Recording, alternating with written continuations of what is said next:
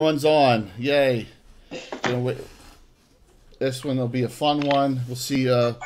Little feed should be going live. Yep, it's good. We're good. We're good. Just waiting on a minute or so. So hopefully everyone will be have a nice contribution to this. Now, of course, you can hear me talking too. So Bill's still wandering around. You feel better now? Who? Hello. Hey, I got a triumvirate of guests tonight. This is going to be a fun one. So, hey, this is Gabbin, Lord Pete Saban, number 6. So we got a lot of people in the bar at in Tringley. Most of these guys have passed out there once or twice with characters. I know. I have with me 3 of my longtime friends and players. I have the Wall. That's Bill. He was on last week painting stuff and putting together terrain. I have Mark, who's eating something with an Eagles shirt, so we'll forgive him for that. He was he was my first guest ever. You may remember him. And then I have Alan, the one who hides all the time. So, yes, but he's contributing, which is good to see. So, we had a real good conversation last week, and about clerics and specialty priests. But this week we wanted to go into one of the most damage outputting spellcasters you could think of, you know, the mages, right? Magic users and illusionists. So I know we got a lot of people on the line here talking. Let's, hey, we'll just keep it flowing, man. Bring up anytime you have an input or questions. Let's let's hear it, okay? But hopefully with this many people, we'll see what happens as far as who's talking when. But you're all nice and quiet now. That's good to see. So, and you're all not very. Why do you have a wall, Bill? What's that all about? What's that? Why do you have a wall? All we see is a wall. I moved it up higher. Oh, we don't want to see a wall, man. We want to see your one. Oh my God, that's a nice. We'll let him fix that. All right, so getting back to the time of when we started playing, and let's go all the way back in the days of the early 80s, late 70s, early 80s. Now, Alan's, out of all of you, has been playing longer than, he's been playing longer than almost anyone. We're going back to like 7th, 8th grade, summer of between 7th and 8th grade, watching Animal House and, stuff like that on Prism, which was the cable network in Philly. And then we were playing almost every night at someone's house. So that's how long we go back. And so that, we call that the Monty Hall days. So, but that's how long we go back. And a lot of these old modules, you had your base classes. You had fighters, you had clerics, magic users, thieves. There wasn't much beyond that. I mean, you weren't allowed, you weren't allowed to play assassins. You weren't allowed to play, you had paladins and rangers, but that was about it. So when Spellcasters first came out, you didn't really have illusionists until we started using the player's handbook either. It was really only magic user. So you were either a straight magic user or you were an elf who was basically a multi-class fighter mage, right? Back in the original days of the original Dungeons and Dragons box set. And so that's how long we go back to playing.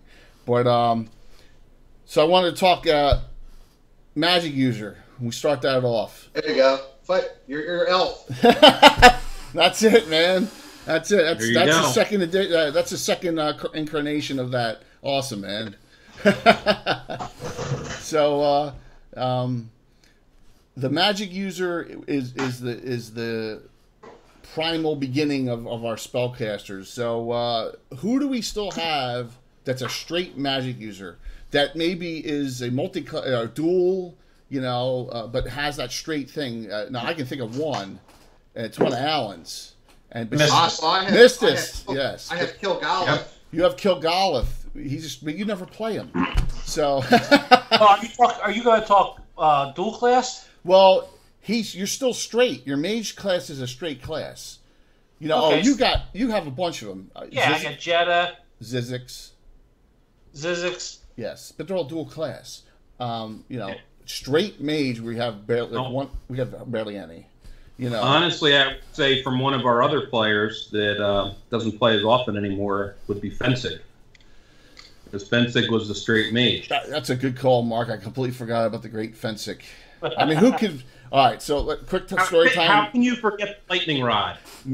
Okay, 2 quick stories. We have to say them. Our friend Tim's not here. 2 things. Fensick see this finger? He had a ring of regeneration. He cut the flesh around his finger, put the ring on, and then had the flesh grow over top of the finger so he couldn't get to the ring of regeneration. And the second thing was, I don't know where he got it. He had a lightning rod, and he'd carry it around. And so if you got lightning spells, lightning bolt cast on it, would absorb it.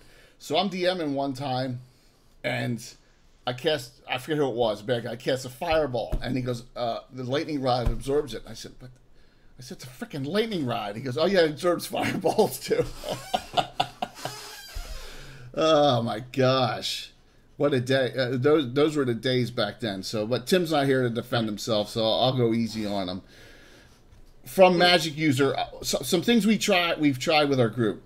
We try to give Magic users straight ones, like extra abilities. Like we have a proficiency system where it's basically feats mixed in with weaponry.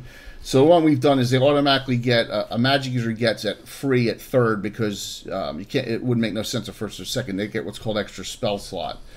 So what that does is if you're a 3rd level mage, you get 1st and 2nd level spells. 1 level below your max, you can take an extra spell.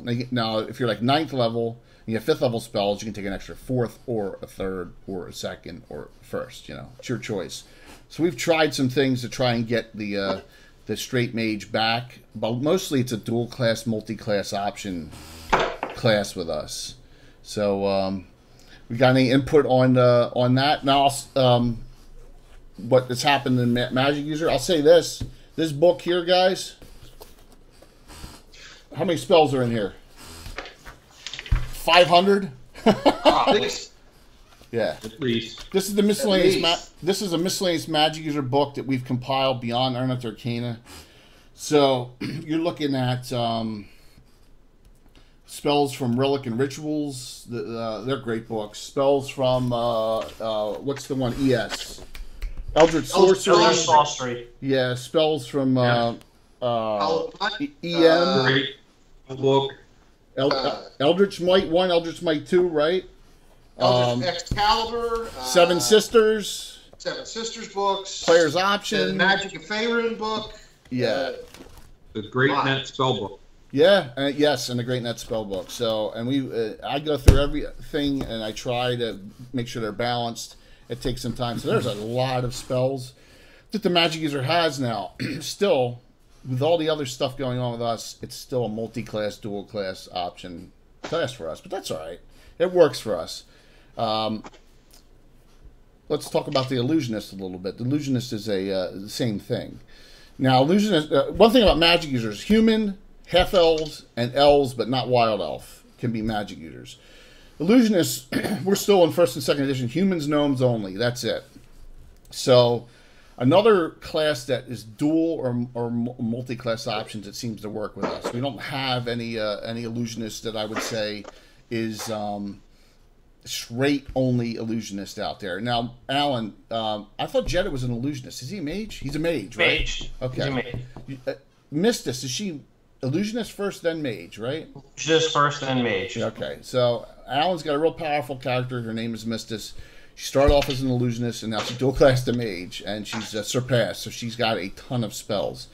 So I think she has 54. Yeah, castable spells, which is like it's like a record by far for Magic. 53. Yeah, great character, Knight of Yula character. For some reason, she was involved with one of Walt's couple of Walt's characters, but hey, that's For some reason, why not? Yeah, well. Well, she was a straight Illusionist up till I think 10th level. But then switched over, and that was only because of that Lady Page. That's right. So another story with Tim. I ran a little one-on-one campaign for his character Skeeve. So Skeeve's a character he took right out of another myth book. She's a high-level Magic user thief, multi-class half-elf. So I had a character named Lady Valencia Page. She was a dual-class illusionist, and that he ended up... found out that her ex-husband was Lord Page, one of the highest level cavaliers in all the campaign, and you understand where that goes. So Jacob Jensen says hello to everyone. Thank you, Jacob, for watching. We appreciate it. If you feel free to throw out some input at any time. So another class that I wouldn't say is dead, but the Illusionist book. We've added some Illusionist spells. And there are some good ones, but nowhere near as many mages. Like, for example, you got 22 6th level, 17 7th, which is a lot more than the Ars Arcana has, but it's not anywhere near the amount of we don't have a magic user spell list. There's too many, for that. But there's some cool spells. Like, what's the one? Bleeds of Fury, right? That's a cool spell. Fury is a good one. Yeah. It's just that it's an underwhelming class because everything gets a save or nothing, essentially. Right, absolutely. So Absolutely. Against higher level characters, it's a really diminished class. Yeah, I'd say. Plus, our limit is it's either a gnome, which is a multi-class, or it's a dual-class human. So it's really limited because of the races that we allow for it. So yeah, I'm going to disagree a little bit. I think there's a lot of creative uses that if you use the illusion spells properly, they can be used to change a fight. That's true. Look at Phuket. I love the way Kroger, the skills Kroger has, and some of the spells are, Dispel Exhaustion or Tempest Fugit are game changers. Well, I'll tell you, that last adventure where you the Dispel Exhaustion went off, what one was that? You did it multiple times. Oh, my gosh. That was the expedition to the ruins of Grail. Yes! Oh, my gosh. How could I forget? In the last fights going on with Lavashti and the fake Egg Wolf and even the fights with Vayne, I mean, those spells came in majorly in handy. In that, but he's multi-class. That's what I'm saying. He's not a straight class illusionist. He's multi-class. Yeah, but I mean, I don't think he used any of his thieving abilities other than to pick a lock or two. It's really well, you're hiding. You're sneaking around a lot too. You're non-detection, and you're sneaking around, backstabbing occasionally too. Yeah, well, I mean, rarely because it's dagger knife. So that's true. Even if he does quintuple damage, it's nothing. Well, I will say this: that out of all the that Dispel Exhaustion came in real handy during that. I remember the group was really hurting at some point, so that's a great point, bringing that up. Well, now, Tempest Fugit. I mean, how many spells did we get back? Tempest Fugit, great spell. I mean, and that's an Ars Arcana spell that gets overlooked all the time. It's a fantastic spell. It's kind of like Nap is for the priests, for some specialty priests, but Tempest Fugit's way better. So it's it's a fantastic spell. I mean, it allows them to really ramp back up again. 5th edition, there's no reason for it though. That's why it's the 1st and 2nd edition spell, because the way 5th edition goes, right? You have recharges, so it's something that's like Death's Door is another spell that's kind of like there's no need for it anymore, right? But then again, we're so old school. You can't teach us new tricks anyway. I would not. I couldn't. Well, some of us anyway. Are you playing? Are you DMing 5th? Are you DMing 5th? Yeah. No. No. Oh, okay. You just okay. So it's still a hybrid of 1st and 2nd, but okay. I'm at least open to the concepts of what come in 5th because it's more closely related to 1st.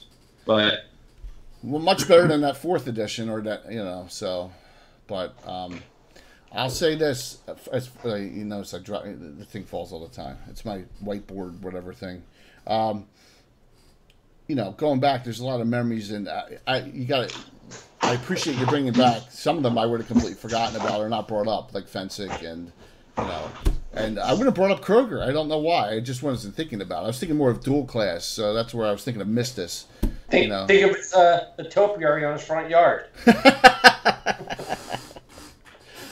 Yes, Kroger in Greyhawk City bought Alaluk's home because Alaluk's permanently destroyed still in our campaign from the ashes. Rari got rid of him. And he bought in an auction. He bought Alaluk's home and lives there, and he's got all these ornaments of all these individuals that were turned to stone on his front yard all over the place. It's kind of funny. But it was Chromatic Orb spell. Yeah. Yeah, Chromatic Orb's a great spell because it scales so much. So another a first level spell that scales up. So Yeah, you're right. You take whatever class and you find advantages with it, and that's another one that has. There's a lot of spells that you can look into, like mislead was always a great spell as well. Vacancy I use vacancies with Phuket all the time, right? All the time. So, but that class, I'd say, as far as a straight class, we barely have any, if any at all. As an illusionist. And you're also forgetting probably the more prominent illusionist to actually start off with was Boyd. Boyd was a cleric illusionist, right? Yeah. Multi-class. Yeah. I'm sorry, I had to laugh to that. He said, "Our DM is horrible" on the text. This guy. Well, hey, all right. So, Jacob, if this is the first time you ever watch us, our campaign's 38 years old. So, and everyone on here, Alan especially, I've known Alan since I was before I was 13, younger than that. But we started playing when we were 13 years old, and now we're 51. So. Yeah, I'm the new guy. I'm the fresh blood with 23 years, and you're the new guy. So I remember I was only 23 years in. Hey, let's talk about some of the other spellcasters. We're gonna get through. This is our class list, right? There's a lot of classes. We have like 40 of them. We're gonna get through from magic user down to here. I don't think we're gonna get to this gem, but. Let's talk about necromancers, shall we? Now, necromancers was like one of the first classes that I kind of created separate from what was going on, and then they put them in second edition. I'm like, oh, okay, well that helps me. Them and bounty hunters. I didn't, they were the two that we made up in the as far as from scratch, and then they got a lot of someone came up with the idea in second edition to. Oh, he's busting your balls. Oh, man. That's awesome. That is awesome, Jacob. I appreciate you watching. Thank you. Hey, now you get to see who Mark's old school friends are. We knew Mark when his name was Mark Yoakum. Right? So... Necromancers, second edition. They split all imagine all these spheres like charming and evocation and transmutation, and I was like, whatever. So you could be like an illusionist and have spells from everything else except for your opposed sphere. It was way too complicated. So we just went with keep the mage the way it is, and let's build up on the necromancer. Now the necromancer spells list is all by itself, right? So they can't cast anything that's not on this list, but you're looking at almost 40 necromancer spells per level, in that range between 35 and 40, and it goes up to 7th level. They use the illusionist table for experience. They are allowed to be multi-classed. And the four mains are fighter, cleric, thief, and assassin, right? And we've really tried to continue to flesh out this class because I like it a lot. It's a good bad guy class, and it's a good iffy neutral guy class. Like we have the ultimate iffy neutral guy class in the entire campaign, and his name's Sailing Shadow Moon. All right. I mean, does it get any more iffier on the fence than sailing, Bill? No, he's a very friendly, happy-going guy. Just because he's prone to brothels and necromancy doesn't make him a bad person. No, it doesn't. But he did try and take over the entire world a few years back. So it wasn't his fault. It wasn't. He was having a bad day. It wasn't his fault. So he didn't put that crown on for years. He avoided it. Yeah, he did. He did. But that was a campaign arc that took like 15 to 20 years. So there's another one going on by now, but I won't tell you what it is. So I got another long-term campaign arc I'm working on. One thing we tried with necromancers was to up their damage. They don't have a lot of area effect spells. They got some really cool single target spells, but there are some. We've added some cool spells in the last 5 years, like Vampiric Weapon was a great spell that we added. I'm trying to think of a couple other ones. But sacrificial. Necromancers are great self-buffing, single-target damage spellcasters. Yeah. Disadvantage is most of their stuff is save or nothing. So that's why you see a lot of. I'd say I don't think we have a single. Well, Riff is the only probably single-class necromancer. Everyone else is multi-class. He's dual though. Yeah, we're dual class. But he's leveling as a straight necromancer now. I think a lot of that has to do with our play style as well. We go with we like to have multi-class characters. You like to have jack of all trade characters. I tend to do that. Yeah. Yeah, you tend to do that, and Dark Elves are perfect necromancers. So why not have another class with them? You know. But I'll say this: we haven't gotten too far into it, but here I brought a book from downstairs. Here you go. We've used some stuff in this. This book is like almost impossible to find now online. So if you get a PDF on it, that's the way to use it. The complete book of necromancers. It's a great book. It's got a lot of cool things in it. It's another second edition book. We took out of this it starts on page 28. The special power ability. Kind of testing it, see where it goes, and on 39 is a price. So at like a 10th level, you get a special. Was it 9th or 10th? I think it was whatever. Was it 9th? We said it at 9th. You get a special power. Yep, 9th and 9th, 12th, or 9th, 15th. Yeah, you get a special power ability, but you're going to get a bad. It's called the price. Whether that is you got to sleep in a coffin like Rift does, or there's a couple other things. So that gives you can't get your spells back unless you're underground. Yeah, that gives you some extra. Does Salem have that? He passed on one. He has one that passed on one. Shut that door.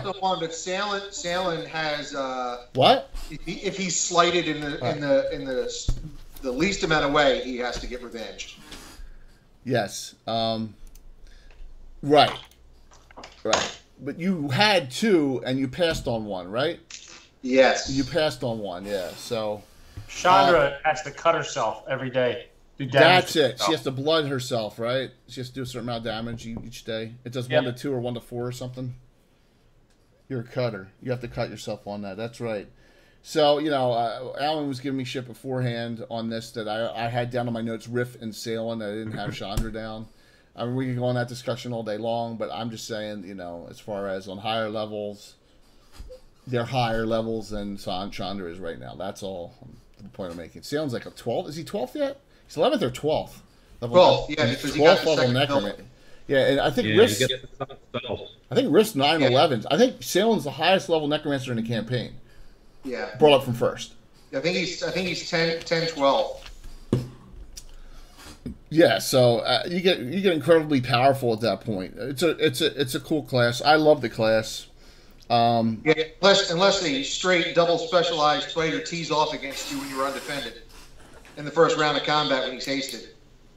Well, yeah. Well, that was an expedition in the ruins of Greyhawk. I mean, you're fighting to get some super high level stuff at that point. That was General Atta Raymont, wasn't it? Yes, it was. So that was another main. No. That was earlier. There was the one that had all the golems that were forging, and that guy just kind of ran and hasted it. Yeah. I can't forget that guy's name, but yeah. Yeah, and then, we lost initiative, he attacked, and we lost initiative again. I think I went from full to like 4 hit points. That's the drawbacks of being a spellcaster. At least you could heal yourself being a cleric as well. Yep. Any other input on necromancers? Yeah, the only thing that I like to add about them is, as much fun as the class is, that sometimes, especially when you get into higher levels, since everything is a save, they can't be as effective in my opinion, on higher level things. Well, you got to take a lot of lower level supporting spells to go with them. You have to take any of the spells that send any curses that lower saving throws and stuff. Otherwise. I mean, you're going against 10th level clerics and mages. They're going to make their save 90% of the time. There are spells, though. There are some nasty save or death spells. Well, they don't, and they don't say. I mean, like in the last adventure we used Chandra. I mean, she went the whole adventure up 40 hit points above her max because vampiric weapon, vampiric whatever. Vampiric touch. There's no save against vampiric weapon. No, vampiric touch. There's no save either. There's no saving against vampiric touch if you get touched by it, and through a spectral hand, it's going to, with the +2, and if you have battle touch, it's +4. So. And Sword Shun, and there's 1,000 spells you can cast. Absolutely. Anti-magic shell, or not anti-magic shell, Minor Globe. The one where you break all the bones. Which one's that? Flesh Shiver. That's Dalen's favorite. Yeah. So. And Grasping Hands of Horror. There's some good spells. I love the class. Because especially they make great bad guys. Put them with a Priest of Ias together, and I'm not foreshadowing the end of this adventure coming up Thursday, by the way. So I'm not doing any foreshadowing. So, all right. Another person from the Lesser Boneheart will show up. A new class that we've worked on. It's probably 10 years old, maybe a little older than that. Is the Shadow Mage. We're having a little. We're working on it still. I'll say this. Everything's a work in progress, right? It's not, and Mark and I had this discussion when he came here, it's not a Shadow Dancer from Forgotten Realms, okay? It's not. It's our own class. It's, so Shadow Dancers have some different abilities than this. So, they use the same experience table as Illusionist. They are a, see, I have a note that's wrong down here. They have their own spell list. It's a lot smaller. Yeah, I put a note that's not correct on there. It's about 10. It's about 10 per level. Yeah, in that range, and they can't use anything else. This class is cool because it's multi-class even for humans, and that's the test. We have made this class specifically to enhance other classes. So you see Thief, Bounty Hunter, and Assassin. And, Bill almost runs one of these every new group. I probably have the most. It's either Specialty Priest, a Hexter, or a Shadow Mage, or both. Come on, there's only one Specialty Priest. Yeah. So, even humans, we allow multi-class on this. We're playtesting this out. The Shadow Mage has some really cool spells, but we haven't gotten anyone up to, 9th level yet in Shadow Mage. It's a slow grind. So yeah, I think Jocelyn is probably the highest level 1. Yeah. So we have a group called the Night Stalkers. They're in Altamira. I'm going to run them soon. It's a group that we have not streamed on Twitch yet. Very powerful group out of Altamira. And we all took a Shadow Mage multi-class character when we first started it because there's a tower in Altamira. It's a big black tower. It's been there since its inception, and no one knows who's inside the tower. Well, these characters were drawn there. We're drawn there to take up their training as Shadow Mages, so no one knows who's in it. And they all have these brooches that they mysteriously got that with the gems on it to enhance their spells. So, that's a mystery going on to this day. And so everyone has a Shadow Mage of some sort in that one group. So that's a group I may run. But it's a three character group, so a lot of times those characters don't go. But we all have them, and then they're in some other groups as well. But some of the cool spells, Shadow Images is really cool because it's like a mirror image, but it has a lot of hit points, Malicious Image is even better. Well, yeah, Malicious Images is great. Malicious Images, and if there's another mage, and he has a mirror image on or illusionist, Malicious Images, you overtake their mirror images, and they will attack the caster who cast them. It's pretty cool. I think I've seen it successfully worked once. Battle Projection is a great spell as well. Because you can stand here and then fight way off in the distance on someone as your shadow basically gets projected there, attack, and you're not moving. So that's another cool one. The biggest spell for Shadow Mages is their Obscure Shadow. Yes. And their own shadow walking abilities. They get an innate ability. Here in combat. They get it innately. It's called Shadow Aura, and then they have a spell at first level that gives you another 25%, and you can cast them at the same time, the innate ability in the spell. So they can be they can add 75% to their heightened shadows right off the bat almost, 50 or 75. Well, it's, the third level version is 25%, and then it's what, 5th, 8th, and 12th, 9th, or 5th, 8th, and 12th. And they go up concurrently with percentage, and eventually they actually become dual dimension shadow. Illusionists and Wild Mages. This is the book the Shadow Mages in. So let's look this up real quick. Shadow Cloak's 8th, so 3rd and 8th. 3rd, 8th, and then what's the next 12th. one? Is that Shadow? Shadow form's 12th. Yeah. Yeah. So and we haven't gotten anyone up to that spot, that point Nope. yet. So another one in progress. It's used a lot for thieving, bounty hunters. The spell list is small and limited, and it seems like there's very few area effect spells at all. But it's more of a single target class. So, anyone have any input on their shadow mages? I know it's kind of like nondescript at this point. We don't have anything that's that memorable with them. No. 10 I'm not years. sure it'll ever be memorable.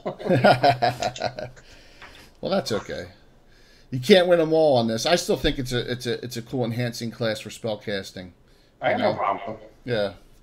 It's But like, I think they're underpowered. you think so? Yeah, you have to pair it with something.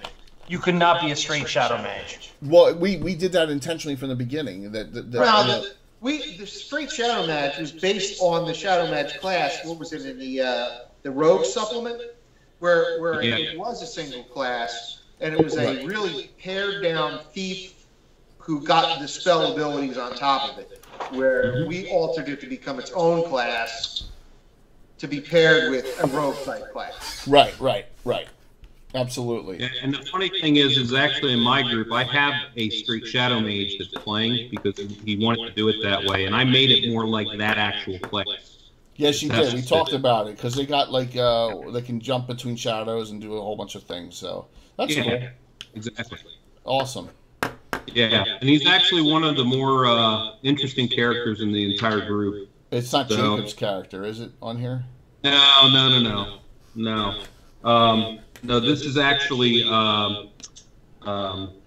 his name is Nebulous the Gray. So kind of a dual name. That's cool. Yes, he is an emo shadow mage. The guy that plays them is a buddy of mine, and he plays them extraordinarily well, and in fact too well, to the point where when they're playing their other character, because sometimes you're allowing two player. I only allow them a single. He keeps channeling him through his other character from time to time. So. Well, we all do that. It sounds like any DM's crossing fist. Well, they got warned about that 2 weeks ago. Oh man. Hey, I mean, from what we've heard, you got Alcarg running around with an evil NPC or whatever now, so that's good. That's enough. No, they got it back. Oh, they did. Okay. Yeah, they ended up getting it back.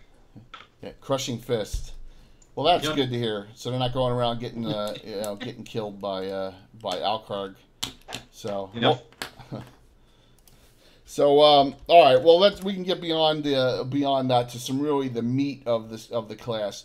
Now technically Shadow Mage is a sub of Illusionist, or it's its own class, but it's in that same range. They share a lot of the spells. When 2nd edition came out, there was a cool thing in the book, and it was like separate, and it's like, what is this? What is this about surges? My gosh, that could be really cool. And out came the Wild Mage. The Wild Mage is pretty unique. And you really need to have some mental capacity to follow that thing through to its higher levels. So wild mages are, I had the book out. Wild mages are base magic users. They get all the base magic user spells that are not elemental specific spells. We'll get to elementals in a little bit. And they have a series of spells that are to them only, and it's at most like 6 per level. But what can happen with them is they've tapped into the whatever it is. Think of it as the Force almost. There's this wild magic power going through, and they cast a spell, and there's a level variation table. So say you're 5th level, and you cast an 18. You cast Fireball. Now that's a 7th level spell, 7 die 6. Now if you rolled a 3, it's now a 3 die 6. But if you're and you rolled an 8, it's in bold, and a surge goes off instead. Surges are some of the funnest things that have ever happened in a campaign. really takes. I mean, you could really devastate an entire party and foobar a group with a wild mage. Yep. Wild mages aren't sitting there casting detect magic on magic items. Let's put it that way, right? They're not. Right. They're not casting strength spells on people. They're not. They're not doing buff spells. Let me put it to you that way because it's so dangerous. I think it's about time we randomize that table. Well, we don't. How many wild mages do we have in the group and adventuring? I mean, I have the. Four? I have Jacqueline Tyneman. Yeah, that's about it. And And they're not allowed to dual class, and they're not allowed to multi-class. They're only allowed to be straight, and that's it. So, I would say that out of all the spell classes, it has the possibility of really wreaking the most havoc. I remember the biggest effect I can recall in the last 5 years was Jacqueline cast a magic missile on someone. It surged, and everyone within a 60-foot radius got hit with it. It was, I mean, it was, and that was like a 6-die, 4+6 magic missile to everyone. That was the most damage I've ever seen from that spell. I mean, well, and I'll say that they actually have probably 2 of the most changing spells in the entire campaign. Rodley's Wild Bolt. I have it down. Yep. Alternate Reality. Well, they're both great spells. So, real quick, Raleigh's Wild Bolt, 2nd level. You pull. They pull a certain amount of hit points from themselves, and then they cast it out on a single target when there's no save. So they do die 3 plus 1 max, right? Up, but you could surge higher. Say you're 7th level, 7 die 3 plus 7 in their damage. So say that on average, say it does 20. That's 20 die 4 bolt of energy on any target, no save. Now, what stops? What reduces the damage on it? Broach of Shielding. Broach of Shielding will. Shield spell. Shield spell will, but that's about it. Yep. Or a minor globe of vulnerability will stop it too. Mm-hmm. Yeah. You know, But on fighters and stuff, they're not gonna minor globe up, right? So. Nope. Yeah. No, it can do 60, 70, 80 points of damage. Yes, it can. Yep. It can. Definitely a devastating spell and it's a 2nd level spell. So it's kind of their trade. Like Magic Missile's a trade magic user spell. That's the trade spell for the Wild Mage. Now, Alternate Reality saved a lot of asses out there. I'm sorry for saying that, but yeah. Alternate Reality will flip reality back 1 round. So say someone got critically hit and killed. Alternate Reality they cast as long as it doesn't surge, and it'll undo that effect on that round and will re-roll it. So you may not have someone's head cut off. Very, very useful spell to save someone's life. In our case, if they're not aware of it, we use a critical hit fumble table. Yes. Yes. It doesn't re-roll the hit; it re-rolls the crit. Well, I'm assuming if you watched any of our shows, or the hit, if it was the actual hit themselves that killed them and not a crit. Right. You always want to re-roll. Yeah, it's always the hit. Yeah, the actual hit itself to undo. It's 1 die roll back. Yep, absolutely. Let me just see here. The variation table is cool. The highest it goes up is +5 or -5 at 9th level.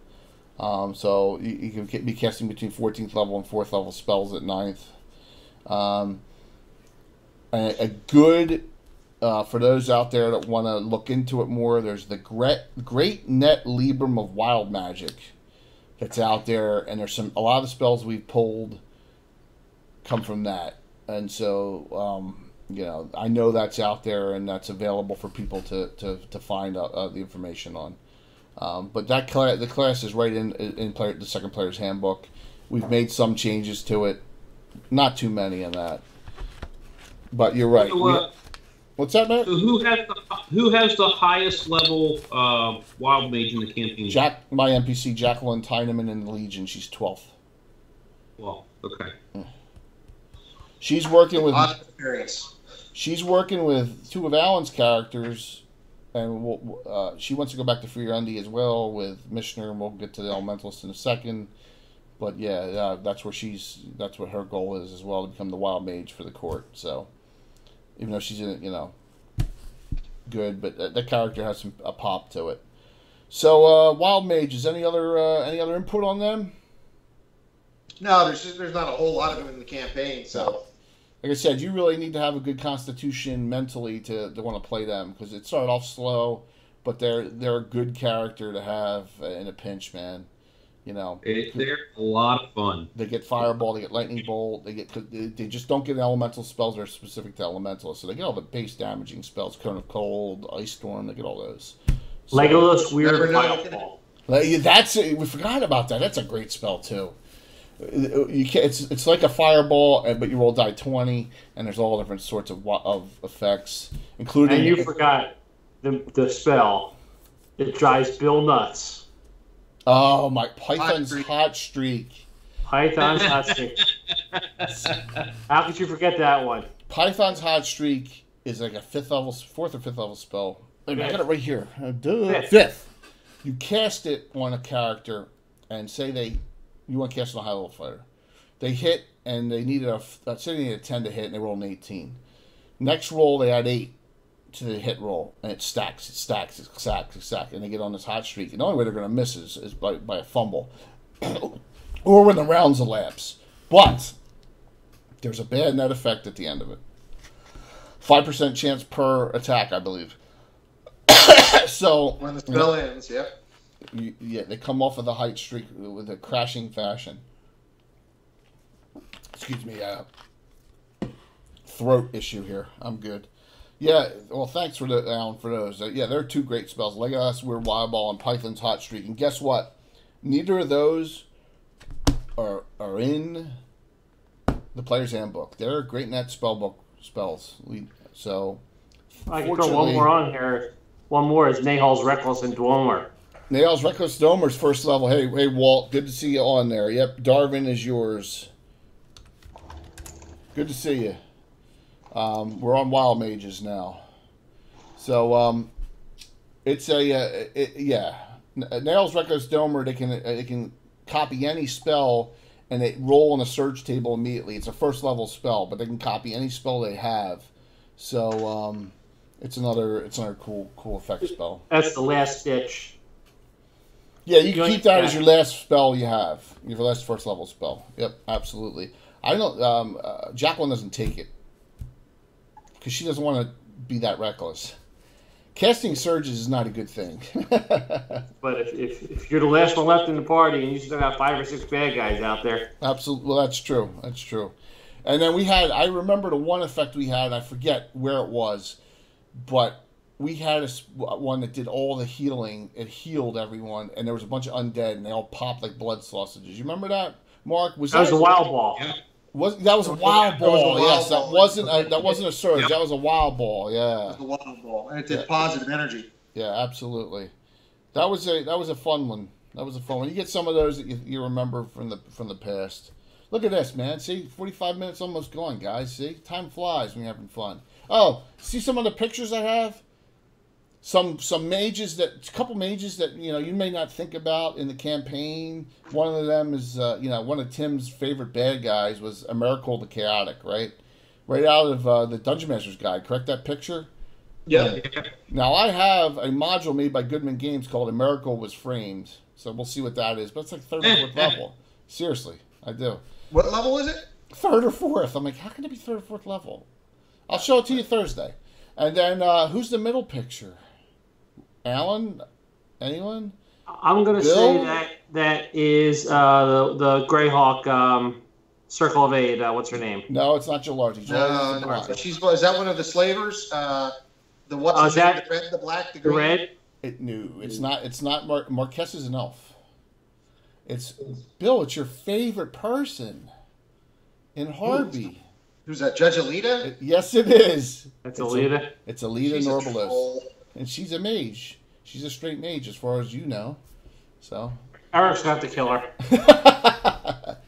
A prominent mage in there that's a bad person. And if anyone watched the Knuckle Paler series, Alita was responsible for not parting her, but getting her out on her own recognizance.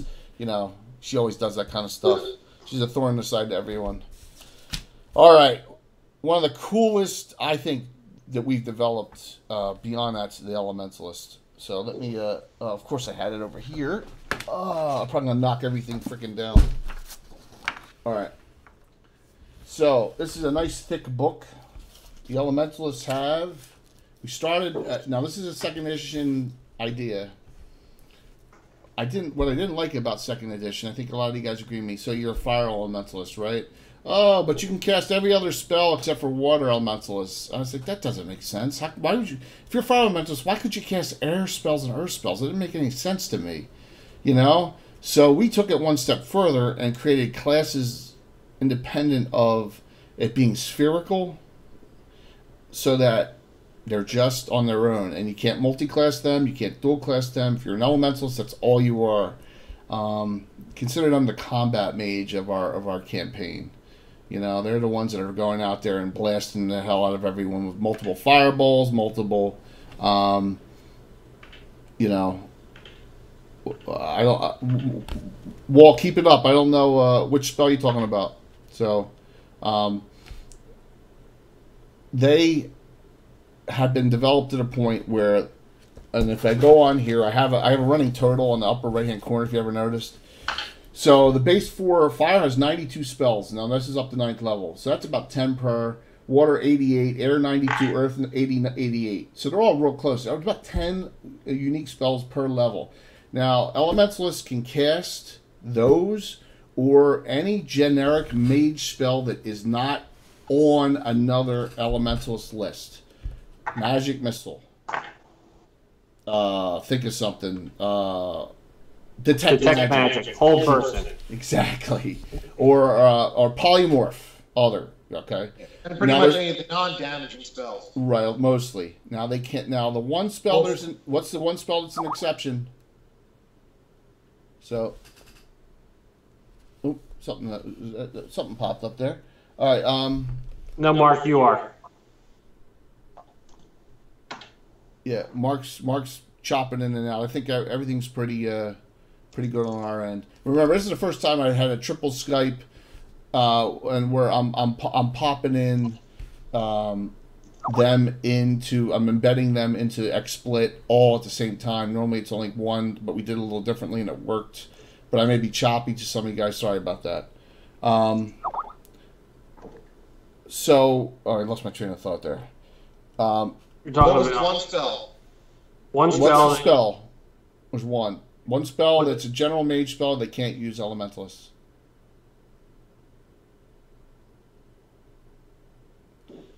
There's a ton of them. Spellcasted arrow. No, they can use that. No, there's one spell that we said you can't. Elementalists cannot use. No idea. Force ball. Force ball, right? You can't cast it. No. It's force. Force ball. Okay. Oh, that's it. So, Mark, you having trouble? Mark's rebooting. Okay. All right, we'll keep on going. So, really? Force ball? Yeah. I'd have to look. I thought my quasi-element just carries force ball. No, you're not allowed to. No, you have lightning ball. Yeah.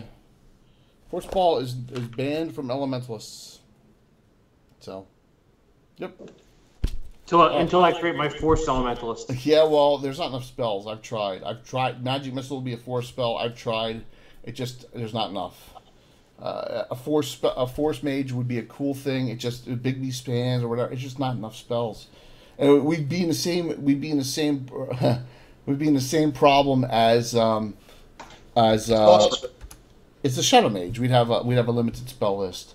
So well, yeah, you'd have a sorcerer. They'd have 10 yeah, that's not what we want. So, and plus, magic missile is the basis for all casters mostly.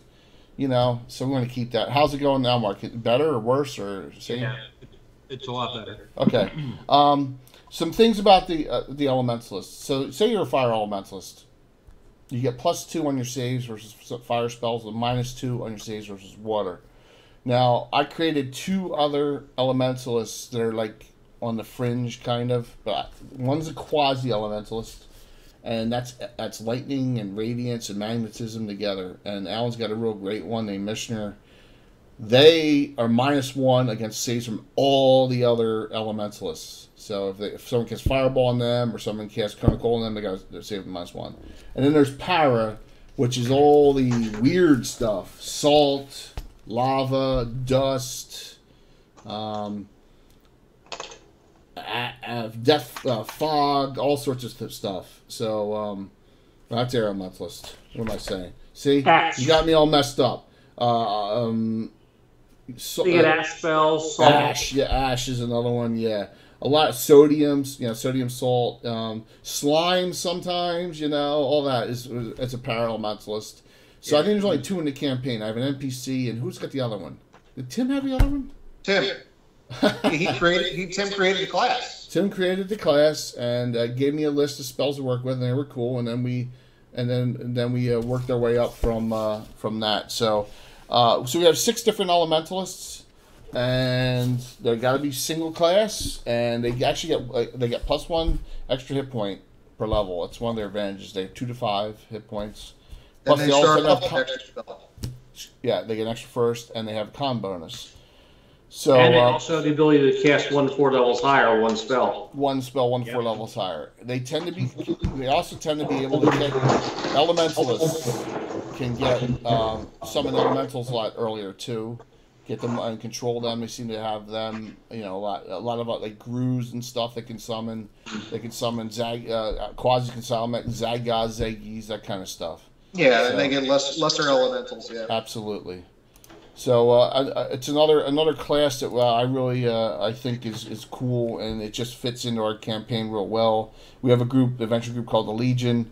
We got multiple elementalists in that. Alan's got 2 of them, plus a wild mage, plus a cleric mage, plus it's a hardcore spellcasting group, and they're really nasty when it comes to that. Plus, I got a cavalier running around. No, I'm sorry, just kidding, Bill. The world needs hackers too. Yes. Any comments or questions or any other instances that you can think of elementalists? The 1 for level highers thing is pretty nasty. I think that of all the 6 we have, my favorite is by far the Quasi, because it's very dangerous against undead because of all the radiance and things like that. Yep. And very dangerous against armored people, which take lots of damage. So you're going against the army, you're going against undead, you're covered both ways. Yeah, you're fighting his troops, that's the one you want. Yeah, if you're going against, if you're a fire mentalist, all of a sudden, you're fighting fire giants and red dragons, yeah, you become very useless quickly. Absolutely. But there's enough diversity within the Quasi that you can cast just about anything. I will say this, that we only have 1 heir, I think, and that's yours, Alan. You better play her, right? Sniffy? Yeah, Whist, yeah. But she's got the Pander's Whirlwind Travel, which is a great spell. Yeah. Earth Elementals I love, too. I think they're cool. Mark's got 1. Melzar's an Earth Elementalist. Walt's got the blue guy, right? Darvin? The red guy. No, red guy. Darvin's a wild mage. Oh, is he wild mage? Okay, that's right. That's how he turned color. He's got a Warrior Elementalist. I have one of the Marion Winchester's a Warrior Elementalist. I've only got the 1 Quasi. We only have everyone wanted to go away from fire because they're like, fire. Everyone wants to play fire, but then we only have like 1, and that's Phoenix. That's it. And then, like I said, Para. There's only a couple in it as well. So, wow. What's up, Mark? There's a couple of water elementalists as well. Yeah, there's a couple water. Oh, yeah, that's right. You got 1 in the not McKelty. Your female in that group. What's her name? Yeah. From the college in Harvey. Yeah. Yep, from the college in Harvey. Yep. Body. Yep. Provided when you've got 40 or 50 some characters, it's easy to forget names after a while. Absolutely. Yes, it is. One thing I will say is that I've had a lot of people talk to us about that, like how do you keep track? Or our style is completely unique out there. If you ever watch some of the other shows or some of the other groups, it's 1 character and that's it, man. I see a black leaf happening in that instance, and Mark probably Mark and Bill probably know what I'm talking about. Like you have 1 character, not Black Leaf, and the character dies and permanently in your 8th level. What do you do? So I kind of like where you're. Especially if you're an elf, you can't get brought back. Yeah, well, in theory. Okay. I was just looking. In your world, Jay, I have 63 alive characters. I have 16 inactive, and I have 9 that are dead permanently. Mark has 63 dead characters. And, no, I'm just kidding. You're right. It's 70. All right. To finish up this discussion, first thing, trivia question. In the adventure, The Wizard of Id, what level was the Wizard of Id?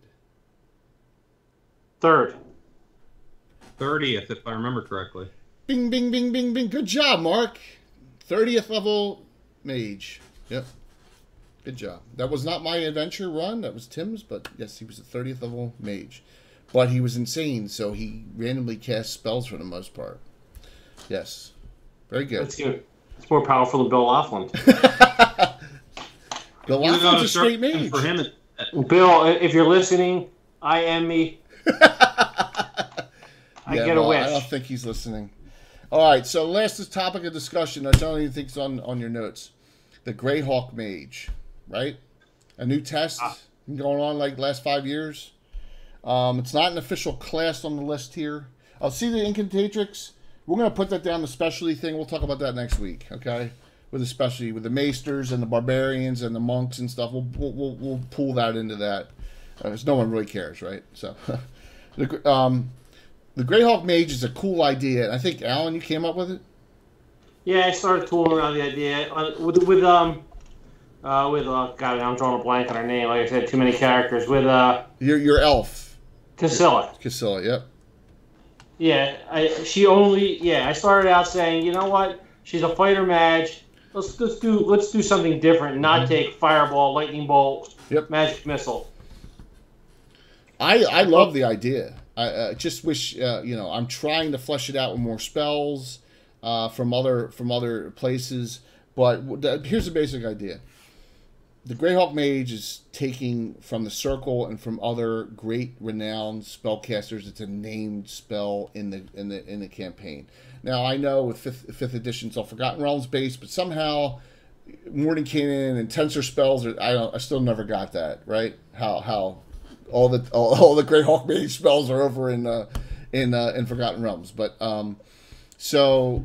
It's got to be a named spell. So that takes the Greyhawk Adventure book, which has a ton of spells in it. A lot of the spells are in Arcana. Some spells like Malsacid Arrow, Liam's Tiny Hut, spells that we created, Arathorn's Ranger Attack, Arathorn's Ranger Eye, some really cool, weird, pages in Greyhawk over the years. I mean, there's a ton of names. Like Alpha's spells, that's a big one with a bunch of stuff. And there's some others. Some of the seven. See, we steal from Forgotten Realms. Some of the Seven Sisters spells, Laryl's spells, right? Laryl's Raging Griffin, right? That's another one. Our favorite, Snillock. Snowlock Snowball, yeah, okay, yeah. Agonazar Scorcher, So basically, look at our spell book right now. It's we have Dark Rays, Anti-Magic Blade. So. Yeah. And that's a great net spellbook spell. Yeah, Nistles, Dromage. Yep. Targon. Yeah, Targon's another great net spellbook spell. And then she's got tons of Tensors and Mordenkainen. Yep. So and you float in some additional ones like Melf and Tasha, all the minor types of as Jay smiles there using Tasha against us a few weeks ago. But yeah, you get to incorporate, I like the class too, because you get to incorporate, it's things like, you see spells that exist in the books that you're like, why in the world would I even take them? Oh, yeah, but some of them are really cool, man. Some of them, I remember someone used, I think Alan did this with Arathorn years ago, Rari's Replay of the Past, and it really helped out with the beginning of the adventure. Someone did it. And I remember it really helped set the whole. You knew exactly what you needed to do in the adventure. Well, a lot of them, especially the Mistle spells, aren't high damage spells, but they have neat, lasting effects. Someone used Black Moat the other day, or one of those other ones, some of the Mistle spells, and they have neat effects. They just don't do a lot of damage. So. Well, I love Nistel's Radiant Baton. Yeah. There's some of them like some of the auto spells are kind of hokey, and some of the other Oh God, which one am I missing? Do we use Aluke Sphere? We use Freezing Sphere. There's some we use from them too. Was the Otto's Irresistible Dance? Is that another one, right? Yeah, absolutely. That's an auto spell too, but it's 8th level. So, so I got the list here, and there's a lot of spells. I mean, Mordenkainen, there's probably 15 from each of the big Circle of 8 people. Rary, Otto has the least amount. Rary has some. Leomund has 6. Melf has 2. Laryl has, from Forgotten Realms, has 9. Odin, that's another one we have. Odin's Patrick Taylor. Yeah. Odin has 5. So we're trying to incorporate it into a class somehow.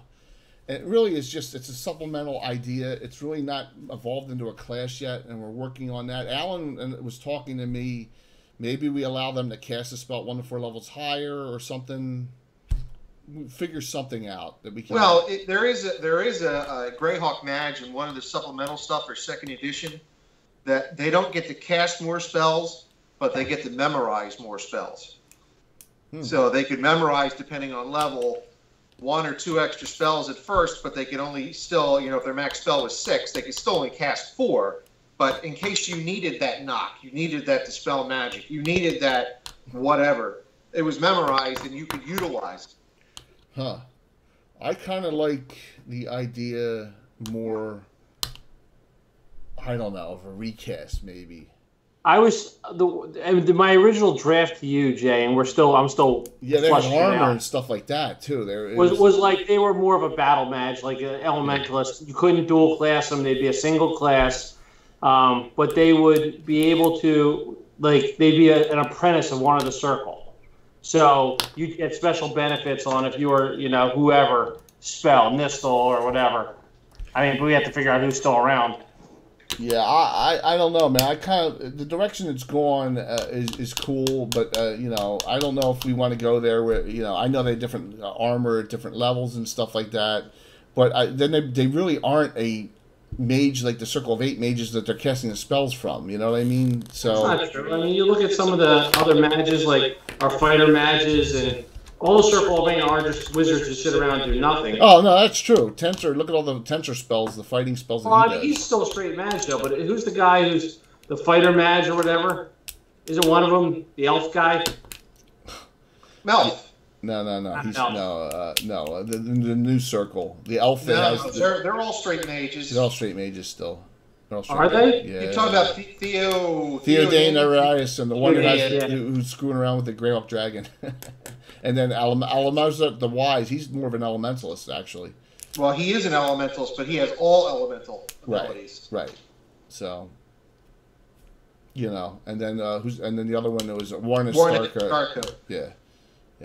And they just let him join because he got the Crook of Round, got banished a whole bunch of demons. So I think they felt, they had to. But that's okay. I think he's the 2nd highest level mage now in the circle. Behind who? I think he's behind Mordenkainen. Mordenkainen's technically not in the Circle of 8. He runs a Circle of 8, or used to. Right. Well, yeah, because I think Winehouse is 20th. And I think he's the same. But don't worry, Lena will soon be there. Yes, she will. Yes, I offered in Greyhawk a while back a character to petition the Circle of 8, and they said, we will be more than happy to have you join. You have one minor mission to do, and you have to go out and you have to find Rary and kill Rary. So that ended that. Did we already kill Rary? No. Underneath. But now you know about Robilar. Robilar is back, and he's back to being a neutral guy again. When you found out that he was an alternate identity all these years, the last 20, 30 years, you found out. So he's wandering around now trying to undo all the damage this other person did because of what happened to him in Castle Greyhawk, the ruins of Greyhawk. So, Robilar was not the one that just helped destroy Autoluke and Tensor back then. It was this double of his. So you found that out in the expedition to the ruins of Greyhawk we just did. So that ties in with and now the adventure we're doing right now ties into that, where you're fighting, this group that this part of the army that came out. And you want to talk about criticals? My gosh, you guys, it was amazing how many fumbles I rolled, how many criticals you rolled. So that ties up mostly what we want to discuss on magic users. We got through. We're not going to talk about the Deathmaster. Is that on the? Do you see that anywhere on the list here? You see that on the class list anywhere? No. Hold on, I think I have it right here in the Dragon magazine. It's not a class. You don't see anti-paladin on here. It's not a class. It's something I throw out to give you guys occasional smackdown. Yeah, there it is. Lehman's Tiny Hut. Who wrote Lehman's Tiny Hut? Leonard Lakofka, right? Yep. Here Your it buddy. is. From Leonard Lakofka. Thank you. Here's the packet he sent me.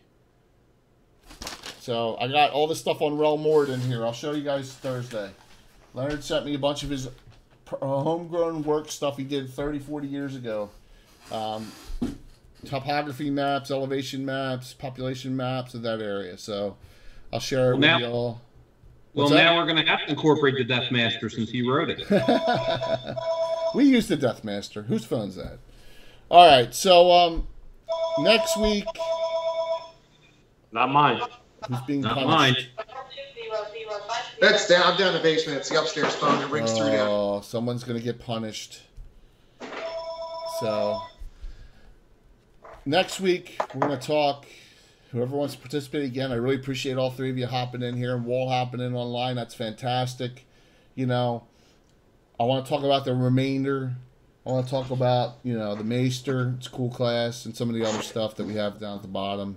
Doesn't really fit into anywhere. We'll throw the Incantatrix in there. Walt, the other idea I had was I'm about to add 6 modules to my Wall of Fame. And I want to decide, maybe have one of these and decide. We'll all talk about what 6 should go up on the wall. Now, I have to have it physically to put it up, right? You got to put a list up of what you have, because I don't even remember what's there. Well, I spent all day looking, and I found my original green Judges Guild Dark Tower. Just found it. Well, then we got to run it. No. Twice was enough. Tim running it once and me running it once. That's a mega adventure. Maybe down the road sometime. It's just so long. You haven't run it in 30 years. You got to be refreshed by now. It's been less than that. Allenfeld did it. Bill did it. So the other Bill. Did Dark Tower? Yeah, absolutely. Or he did Fortress Elendar? No, he did Dark Tower too. It wasn't that long ago. I'll go through the list of adventures and find it. We did Fortress Elendar. I've been playing for 24, 25 years. It wasn't that long ago. You ran it too. You just don't remember. I did not do it. Because Dark Tower was probably ran when you guys were at the when Walt had the apartment in Barrington. Maybe it was. And I started playing tail end of that when you guys were doing. I was a visitor for Fortress Elendar. I didn't play. Okay. Well, I did the battle system for it with I made a Cavalier Lady Tamora. Lady Tira Latoma. Yeah.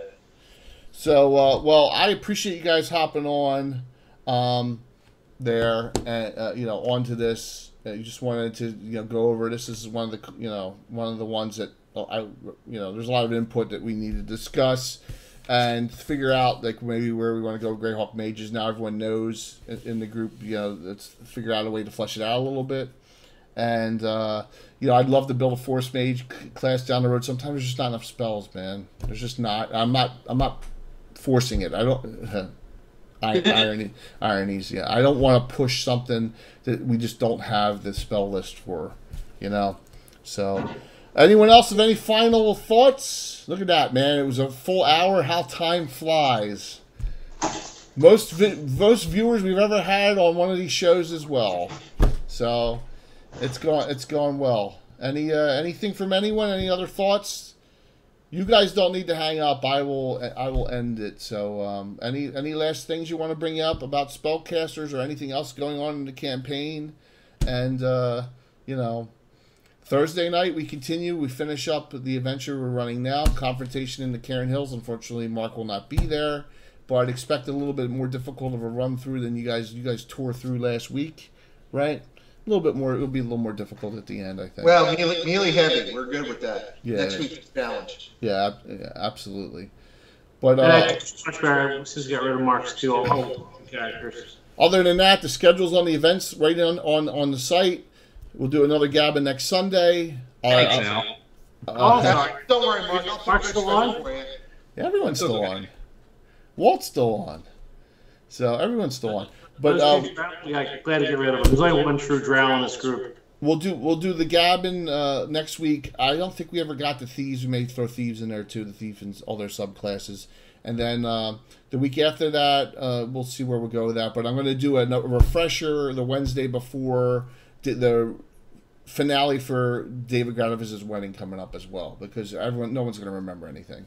Oh, dear guys, that's still going on? Yeah, we're not done that. That's 2 weeks in 2 weeks. We'll finish. I'm protesting. Torque's been married or engaged a lot longer.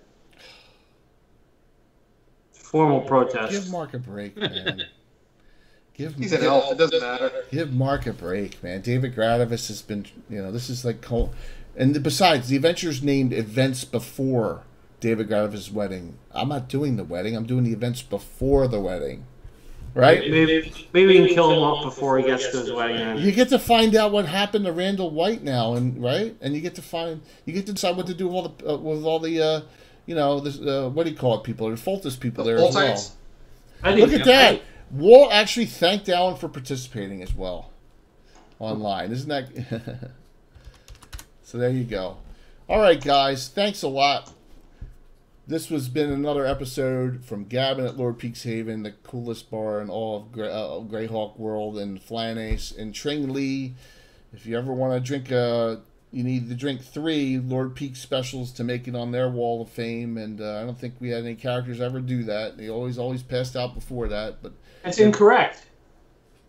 No, 100% correct. Sam and absolutely, they're on the wall there. They all passed out before. No, Sam, Patrick, and somebody else. Waltz will tell you. They all passed out before. Incorrect. They made it 2 and not 3. Okay, well, we can discuss that. All right, guys, I'm going to call it an evening here. I really appreciate it, and thanks a lot. And